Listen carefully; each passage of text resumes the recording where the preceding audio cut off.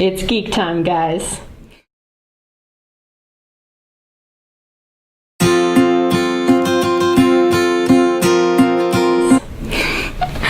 Alright, so today we are going to be sorting different types of Marvel characters into Hogwarts houses.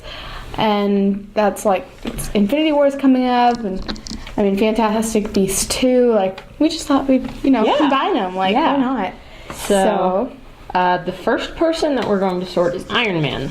So this one was probably one of the easiest ones for me to sort, because it was really? I was really stuck between two houses. Well, I mean, I was stuck between two, but it was like easier for me to choose between which one. Yeah. All right. You just want to say it on 3? Sure. All right. 3, 2, 1. Slytherin. Yep. Well, Okay. So he's very ambitious, and he likes, he's more of a leader, and he likes to take charge. Mm-hmm. So yeah, and he's also very resourceful. I mean, he created a new element with, in his house. Yeah. Come on. You can't really... Very determined. Oopsie. And, oh gosh, was it Snape no, Snape is a Slytherin. I don't remember who said it, but they described Slytherins as having a certain disregard for the rules. Yes. Which I think perfectly describes Tony. I agree with that.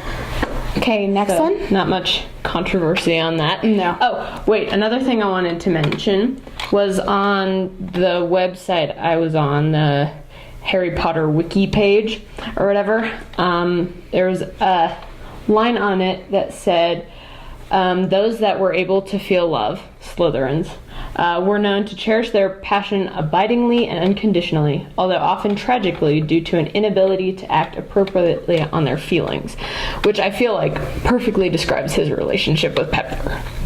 This is what you were talking about. Okay. So... All right, now I understand. Yeah, so okay. I think that was... Next one? Captain America, obviously, starting with the two big ones. Do we have to do a countdown, or? Nah, I don't think we... All right, Gryffindor. Yeah, that's what I said, too. It's pretty obvious. I mean, chivalry. One of their key traits is chivalry and courage and determination. And Cap was so determined to get into the army. That's Cap to a T. Right? He could be Godric Gryffindor. Seriously. Like a different version of him. Okay, who's next? Thor. All right. I said Gryffindor. Yeah, that's what I said too. I mean, he exhibits, some from, a few of, the different, a little bit from everyone, but ultimately I feel like he's a Gryffindor. Yeah, because I wanted it to be different, I really wanted to be able to put him in Hufflepuff, but... But that doesn't fit. At least not as much as the other ones. Yeah, so, again, on the same wiki page, it said that Gryffindors can be self-righteous and arrogant with no regard for the rules. So, in the first movie, Thor was very arrogant up until he, died. Yeah. So, daring. He went to Jotunheim. Mm-hmm. That kind of thing. So, pointless heroics. Yeah. Anyway. Pretty all rich. Right. Scarlet Witch. That was bad. That was really bad. Okay. Come on, Loki. Anyways, Scarlet Witch. I put her in Hufflepuff. Hey, so did I. Wow, we are not having much controversy yet. All right. I just put her there because, she's really, loyal to her brother. She's also really loyal to Hawkeye. After he convinces her not to give up after Quicksilver dies, she's very loyal to him, and when he comes to get her in Civil War, she's like, all right, I'm gonna do this because it's Hawkeye and I trust him. Mm-hmm. And then she also has a relationship with Vision. It's not official, but you can tell it's there. Yeah. So, and it even hints at it in the Infinity War trailer. Yeah. So I just felt she's really loyal, and kind. Mm-hmm. And stuff. Yeah, so. and another thing is like a strong moral code. Like at the beginning, she was helping Ultron because she was thinking he's going to make the world a better place. When she figured out what he was actually going to do, she was like, that's horrible, and I'm going to defy him. So I think that she does have a pretty strong moral code. I agree. All right, Vision. What'd you put him as?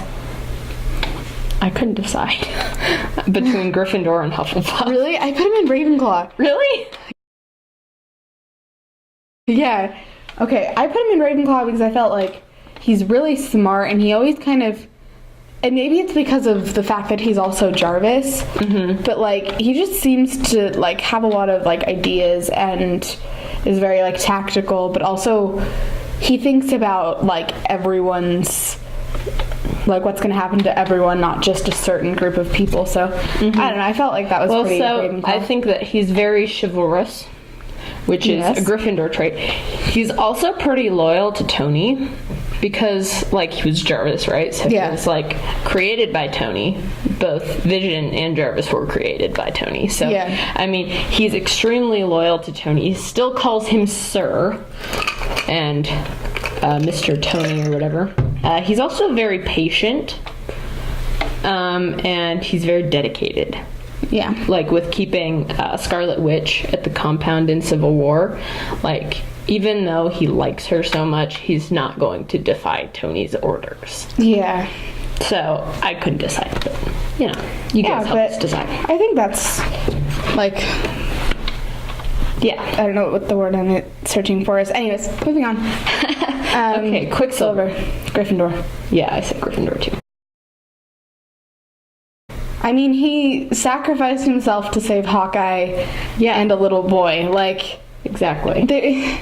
Even though maybe that was only my main point, because like I didn't have a lot to go off of. I mean, so I thought that was like a very defining trait. Exactly. So, all right, Pepper Potts. I put her in Ravenclaw. I put her in Slytherin. That was because of the Tony Stark thing at the beginning. That's wasn't not. It? Well, I know, but like I had a hard time between Ravenclaw, Slytherin, and Hufflepuff. So pretty much everything except Gryffindor. Yeah. Because Hufflepuffs value hard work, and she is an extremely hardworking person. She gets really upset at Tony when he's being lazy.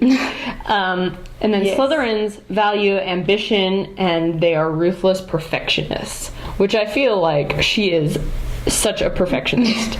Yes. I mean, before she's even running the company, she's running the company. Yeah. Just because she hates the way Tony does things. And then Ravenclaws are independent and analytical. See, that's why I put her in Ravenclaw. So I chose Slytherin, and because I think just because she's such a perfectionist and she's very ambitious with like the company and stuff.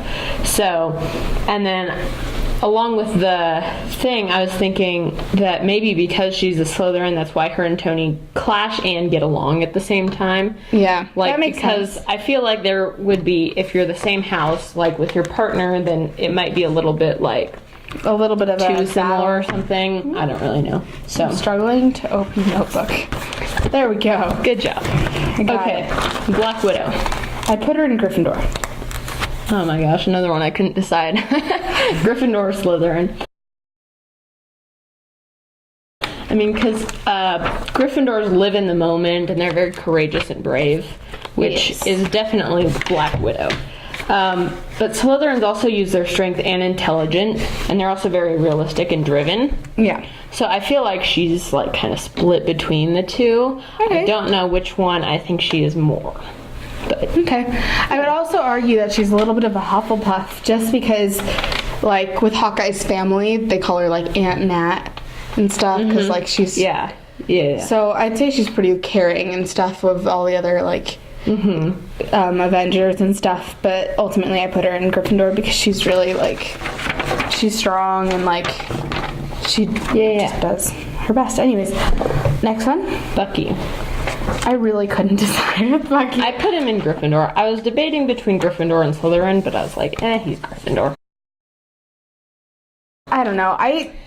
The thing with Bucky is, like, I feel like he's never been, well, like looking at these, I don't think he's really fits into just one of the houses because he's had so many different things happen to him and stuff, and so It's made him a very well-rounded person. exactly. So I'd agree with you with like the Gryffindor or Slytherin stuff, but I just really couldn't decide. Yeah.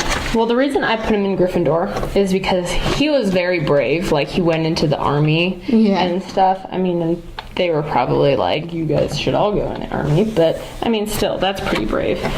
And he was on the front lines. He got captured and then still fought and stuff. So, and then... okay, that is the right person. I thought I was looking at the wrong one. So then, the reason I was debating with Slytherin is because Slytherins are also very strong leaders. Okay. And I feel like he is a very good leader, although maybe not as much as Cap, but Cap is kind of like overpowering Bucky's leadership. Yeah. Kind of. Not like in a horrible way, but... No, I understand what you're saying. Yeah. So, I mean, I just chose Gryffindor. He seems very, very brave. Nice. And he's pretty chivalrous. I mean, obviously, after he's brainwashed, it's a little bit harder for him. But besides that... Yeah. Okay, Howard Stark. Ravenclaw. Yeah, I put Ravenclaw. Because he's very creative. I mean, him and the other guy pretty much created Captain America. Yeah. So, like... That's pretty creative. He's witty, independent, analytical, and wise. Yeah. So, I mean... There's not much else to say. All right, Loki. Loki. Slytherin. Yeah. And pretty much. This is not because we think he's, like, evil. It's because he's, like, pretty and clever it's not because he wears ambitious. green, guys. It's not that is actually really cool that he does wear green. Right? Because it, like, fits so well. But he's... I mean, a couple times he shows a lot of really good leadership qualities. Yeah, and he's also very ambitious. Like, he tries to rule Earth. I mean, he gets pretty close a couple of times. And they also said that Slytherins were charming. So, I had to put that down. But we both agree with that. So, right? It works. Very cunning. Obviously he's the god of mischief, so that involves a lot of cunning, highly developed sense of self-preservation, achievement-oriented. I mean, it's pretty much exactly Loki, so... Yeah. I mean, there's really no debate. Okay, Jane Foster. I put her in Ravenclaw. I put her in Hufflepuff. Because she's open-minded, willing to believe Thor about Asgard and stuff. She's pretty honest. I mean, very blunt towards Odin and the nurses in Dark World.